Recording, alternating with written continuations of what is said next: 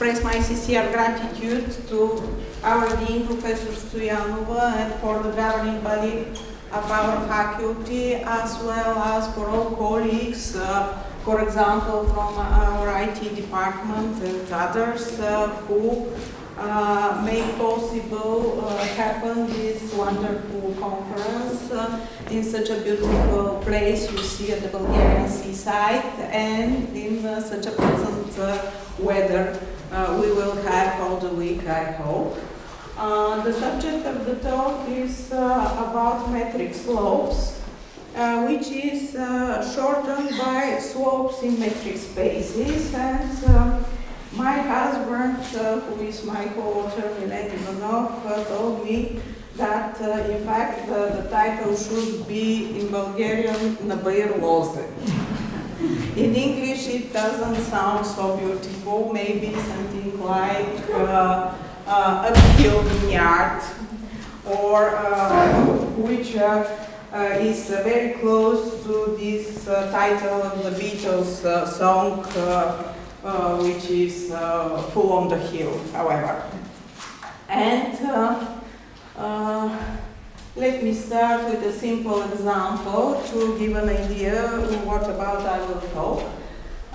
We dispose with differentiable function defined on a finite dimensional Euclidean space with compact sublevel sets, and with another function g, also differentiable, such that this inequality between the norm of the gradients is satisfied everywhere where the derivative of f is not vanishing, because otherwise we will not have a strict inequality here.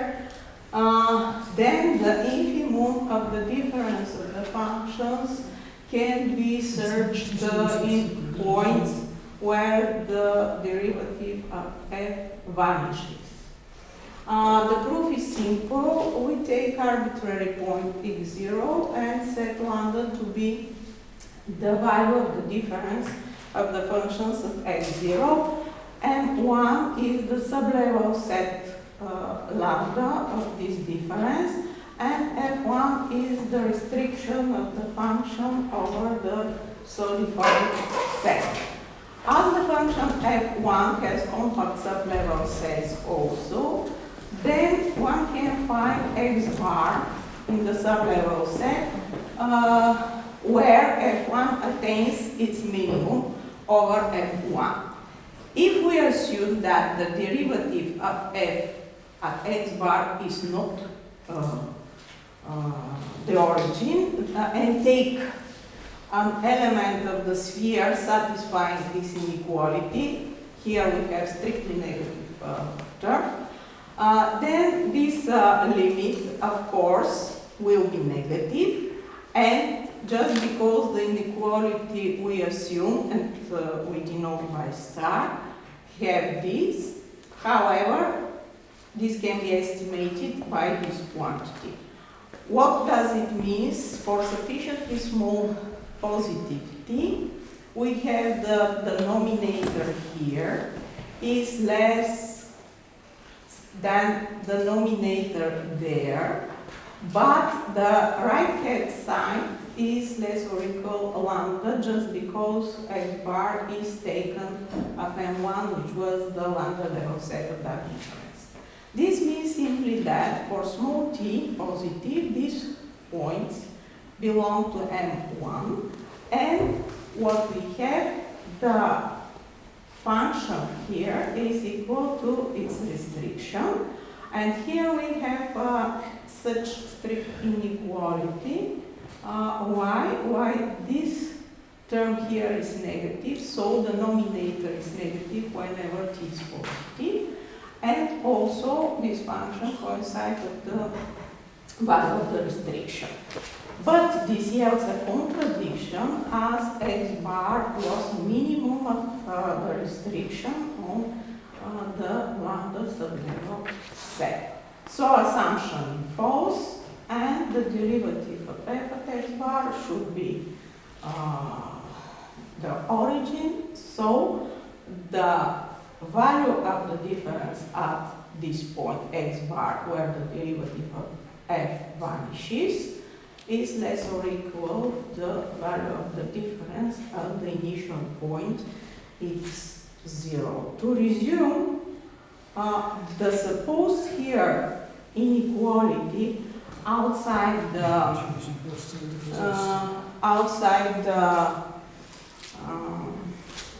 saying critical points, or how it was, whatever, yields that the infimum of the difference is attained at the points where the derivative of f vanishes.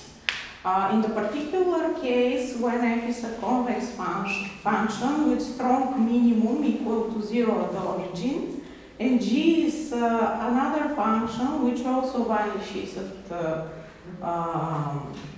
the origin, then the inequality between the norm of the gradients whenever x is different from 0 is exactly the same condition, just because in that case the origin is the only point where the derivative of f vanishes, yields that everywhere f takes values greater than g, since in this case the equality above in fact can be read as the infimum of the difference is the infimum over the stationary points at f is the value of the difference of the origin, which is 0.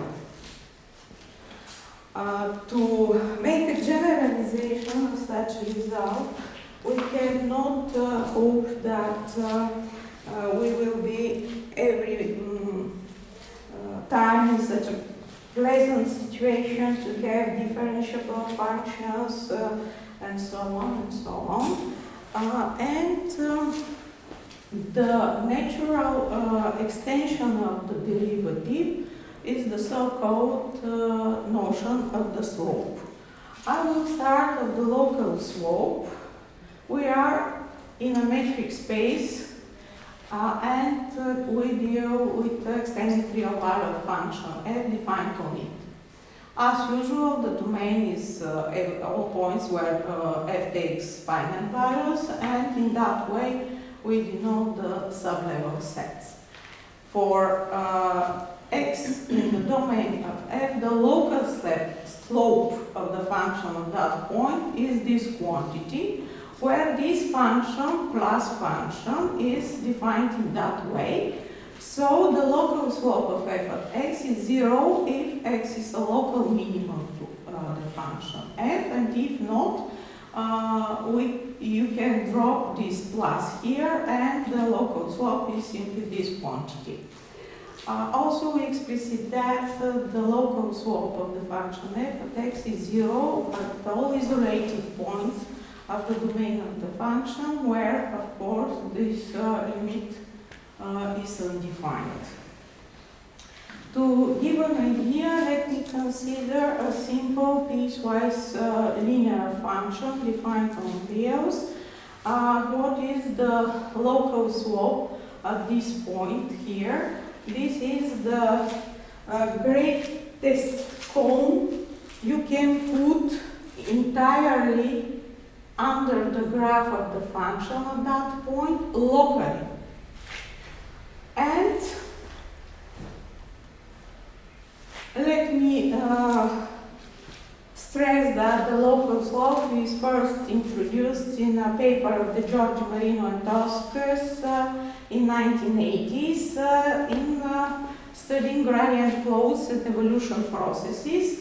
And the evolution of the concept of this notion is excellently explained by Professor Ioffe in his paper from 2000 and of course in his monograph from 2017.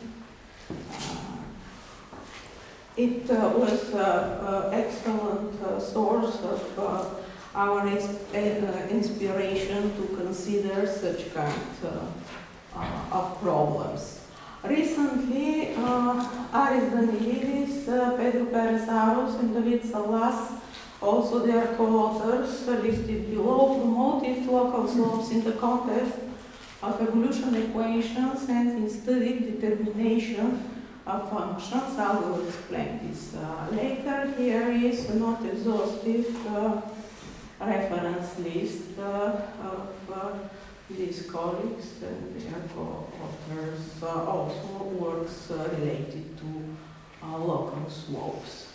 Some of the local slope properties for extended real valued function defined on a metric space M, we may consider the local slope as a function from the domain of the function to non-negative reals, including infinity. And moreover, these three simple properties of the local slopes holds. Nothing surprising here. Also, if the space where the function is considered is assumed to be a normed space, and the function is partially differentiable at some point, then the local slope of the function at that point coincides with the normal derivative there. Also, if we denote in that way epsilon critical f, the set of all x where the local slope is less or equal to epsilon, then this set is nothing else than the epsilon level set of the local slope considered as a function. If the space M is a complete metric space and the function is assumed to be proper lower semi-continuous bounded below, then the echelon variation of principle gives that the infimum of local slope is always 0. Thus, the epsilon critical point set of f coincides with epsilon acting set of the local slope of the function considered as a function itself. The theorem here comes from the works of Danilidis Salas and Danilidis Salas about local slope. So, if we are in a metric space and we have some topology tau on M, assuming that f and g are tau continuous and satisfying this inequality, very familiar and denoted the same way. If f is assumed to have tau compact sublevel sets, then the infimum of the difference can be searched over the 0 critical points of f. Of course, without continuity compactness assumption, one cannot expect that here it could be put 0 critical points of f. However, one may suppose that some kind of such result will be true for epsilon critical points, and we will see that later. To obtain something like that, we need the following lemma. We have two extended real valued functions on a metric space, assuming that for some positive lambda, the lambda sublevel set of the difference intersects the domain of f and the domain of g. If putting M1 to be lambda sublevel set of the difference, F1 be the restriction of the given f on this set. So if x is of that sublevel set and this inequality between local slope holds, then the local slope of the restriction coincides with the local slope of the function itself. Now let me pass to the global slope notion. The global slope of a function defined on a metric space with extended real values at the point of the domain of the function is defined in that way. And also we can consider the global slope as a function from the domain of the function to 0 infinity. And by by the very definition, it holds this inequality between the global slope and the local slope of a function everywhere of the domain of the function. Here is the same piecewise linear function in black.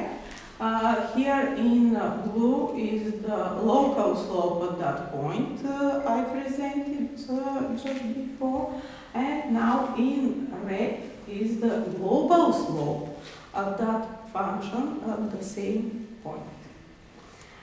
Sorry, may I ask, just for understanding, why we cannot make this blue wider? Okay, the red hits the corner, it's clear, but why the blue cannot be made wider? Or I misunderstand Because something. here, why But it should be symmetric. Because it should be symmetric. Yes, we of cannot course. make it. Okay. Yes. Okay. Thanks. So the global slope is introduced recently than the local slope of the paper of Ivan Zabrovny, which appeared last year. So some of the global slope properties. Here is the list of the three similar properties as of the local slope, but now for the global one. And if by analogy with the local slope we define the set of epsilon critical points by the epsilon level set, but now for the global slope, we immediately have that this set consists of these points in the domain of F satisfying this inequality for everywhere. And it looks very much like the inequality in equivalence variational principle. Indeed, so the equivalence variational principle can be reformulated in that way if we have a complete metric space and extended real value function of it, which is proper or semi-continuous bounded below, and if x0 is point of its domain, then for every positive lambda, one can find an element of the lambda critical with respect to the global slope points, such that this inequality holds. It's just a simple reformulation of the equivalent variational principles in terms of global slope. And now I'm going to give more precise localization of the minimum set. So the theorem is the following. At the same setting, if we have a proper or semi-continuous bounded below function f and function g, which is continuous and satisfying this inequality for local slopes everywhere outside the zero critical with respect to the slope points of f, then for each positive epsilon, the difference is greater or equal the infimum taken on the epsilon critical with respect to the local slope of f points of the difference of the functions, which more precisely can be written in that way. For every x0, one can find a point in that set satisfying these two inequalities. The proof is very simple. It's clear if f takes value infinity at x0, so we concentrate our attention to point x0 in the domain of the function, put lambda to be the difference of the functions of x0, m1 to be the lambda sublevel set of the difference, f1 be the restriction of f on it.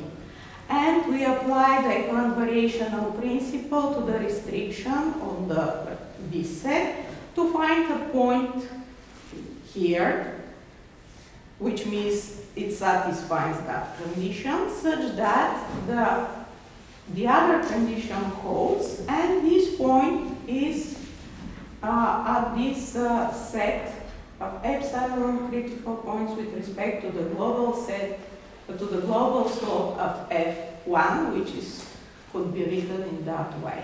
And now Now, if the local slope is 0, we are done, because then x will be epsilon critical with respect to the local slope, and if the local slope at x is positive, we apply the lemma I mentioned before to get that the local slope of f is equal to the local slope of the restriction at that point, and then this simple chain of equalities and inequalities give that our point belongs to the epsilon critical set with respect to the local slope of the function f.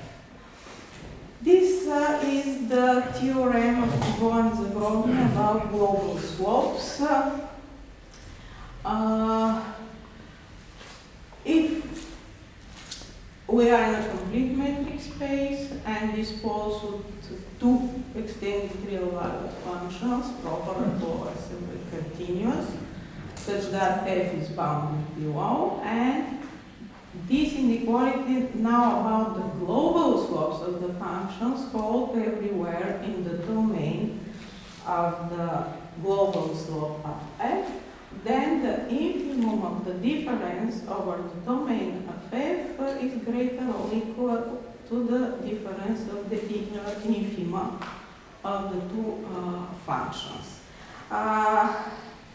It's simple to observe that in that case, this inequality can be written that way, which is exactly the inequality in the paper of Thibault and Zagrobny. However, our result is more general, because they ask the functions to be continuous on their domain.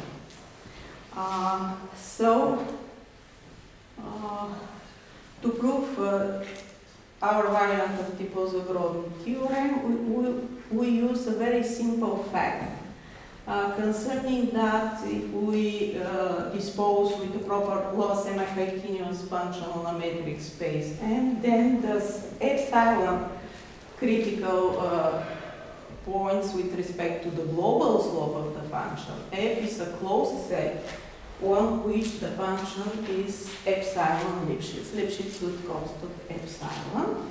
And this simple result allows us to get out of the case where at least one of the two functions, f and g, involved in the Thibault-Zagrobny theorem is assumed to be continuous, and handle at once the case when both functions are proper and lower semi-continuous. And as a direct application of this, one can easily get the famous Rockefeller theorem, stating that if you are at the Banach space and dispose with two extended real valued functions which are proper, convex, lower semi-continuous, the inclusion of convex subdifferentials entail that both functions differ with a finite constant. I recalled here the notion of the subdifferential of a convex function in the sense of convex analysis. What is very interesting is that for any convex function in these settings, it's easy to see that the local and global slope coincide at any point, and after putting and considering these two functions, where p is arbitrary subdifferential at arbitrary point of the domain of the subdifferential of g, one immediately gets that the minima of these functions are equal to 0 and coincide, and applying Thibault-Zagrobny theorem, one can both inequalities, meaning that these two functions coincide, which simply rests that we have this equality. The approach outlined here will appear in a paper entitled Slopes and the Rockefeller Theorem, on the Journal of Complex Analysis next year in the volume dedicated to Professor Rockefeller's anniversary. And as main contributions of our work, we consider the developing the topic in the context of static optimization, as well as avoiding everywhere the use of transfinite induction. So, thank you for the attention.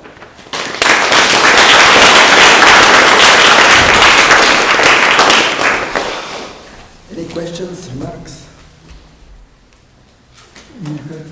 Very short question. Where would you use transfinite induction here in the proof of which result?